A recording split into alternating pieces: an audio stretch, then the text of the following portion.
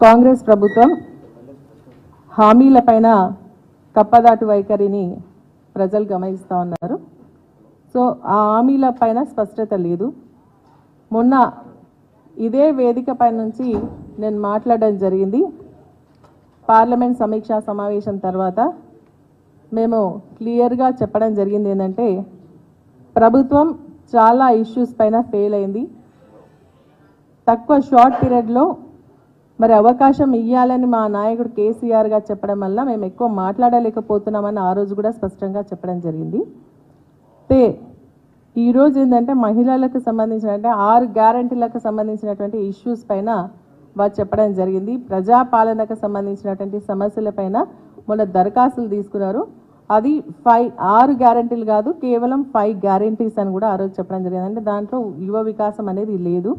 అదేవిధంగా మహాలక్ష్మి పథకంలో కూడా బస్ ఫ్రీ ఇస్తున్నా తప్ప మళ్ళీ మనకు 2500 పర్ మహిళకు కానీ 500 రూపీస్ గ్యాస్ కానీ ఇవ్వడం లేదు. సో ఇవన్నిటి కూడా మేము మాట్లాడుతూ మాకు ఆ రోజు మేము క్లియర్గా చెప్పడం జరిగింది ఏంటంటే, ప్రోటోకాల్ ఇష్యూస్ వస్తూ ఉన్నాయి, సెక్యూరిటీకి సంబంధించినటువంటి ఇష్యూస్ వస్తూ ఉన్నాయి అని చెప్పేసి చెప్పడం జరిగింది. దాంట్లో భాగంగానే నిన్న మేము నలుగురం మెదక్ జిల్లాకు సంబంధించినటువంటి శాసనసభ్యులమందరం కూడా మరి శివధర్ రెడ్డి గారు అడిషనల్ డీజీ గారికి కలవడం జరిగింది. కలిసి మేము ఎదుర్కొంటున్నటువంటి సమస్యలపైన వారికి చెప్పడం జరిగింది. కాంగ్రెస్ ఎందుకంటే మేమందరం కూడా ప్రజలతో ఎన్నుకోబడ్డటువంటి ఎమ్మెల్యేలం, వారు అదేవిధంగా ఎన్నుకోబడ్డారు. కాంగ్రెస్ పార్టీకి సంబంధించిన వాళ్ళు, మేము అదేవిధంగా ఎన్నుకోబడ్డాం. కాబట్టి మరి ఈరోజు వాళ్ళని ఒక రకంగా మమ్మల్ని ఒక రకంగా చూస్తూ వారికి ఎస్కాట్ పైలటింగ్ ఇస్తూ మాకు ఇవ్వకుండా ఇబ్బంది పెడతా ఉన్నారు. మరి ప్రోటోకాల్ ఇష్యూస్ వచ్చినప్పుడు మా ఫొటోస్ పెట్టట్లేదు, వాళ్ళ ఫొటోస్ పెడుతున్నారని చెప్పేసి కూడా మేము స్పష్టంగా చెప్పడం జరిగింది.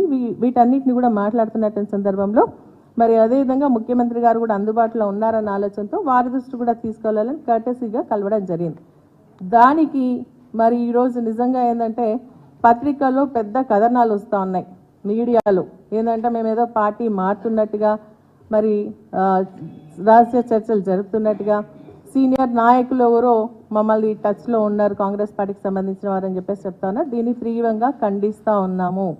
ఎందుకంటే మేము పార్టీ మారే ఉద్దేశం లేదు.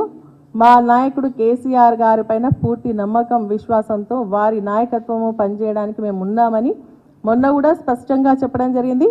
మెదక్ జిల్లాకు సంబంధించి మరి నిజంగా కూడా అది టీఆర్ఎస్ గడ్డ, పార్టీకి పెట్టినటువంటి ఇల్లు మెదక్ జిల్లా. ఈరోజు ఆ నమ్మకంతోనే అక్కడ ఉన్నటువంటి ప్రజలందరూ కూడా మరి దాదాపు 10 స్థానాల్లో 7 స్థానాలను మమ్మల్ని గెలిపించడం జరిగింది. మేము కేసీఆర్ గారు నాయకత్వంలో మేము పనిచేస్తాం. మా మెదక్ జిల్లాకు సంబంధించి రానున్నటువంటి ఎన్నికల్లో పార్లమెంట్ పైన మరి టీఆర్ఎస్ జెండా కూడా ఎగురవేస్తామని చెప్పి స్పష్టంగా చెప్తా ఉన్నాం. దీని ఏంటంటే మా పైన ఏంటంటే రాజకీయ ఉద్దేశంతో కొంతమంది దుష్ప్రచారం చేస్తూ ఉన్నారు. మరి నిజంగా కూడా మా నాయకులకు మా పైన అపనమ్మకం లేదు, కానీ దాన్ని కన్ఫ్యూజన్ క్రియేట్ చేయడానికి ఈరోజు కూడా పేపర్లో మేము ఇంతకుముందు వస్తూ చూడడం జరిగింది. మేము నలుగురం శాసనసభ్యులం కలిసి వివరణ ఇస్తా ఉన్నామని. ఎవరికి వివరణ ఇస్తాం? మేము మా పార్టీకి అటువంటి నమ్మకం మా పైన ఉంది, మాకు మా పార్టీ పైన గౌరవం ఉంది. మేము పార్టీ నాయకత్వంలో పనిచేయడానికి సిద్ధంగా ఉండి కర్టసీగా కలిసినటువంటి దాన్ని ఈరోజు దుష్ప్రచారం చేయడం మంచి పద్ధతి కాదు అని చెప్పేసి నేను తెలియజేస్తా ఉన్నా. దీన్ని తీవ్రంగా ఖండిస్తా ఉన్నా.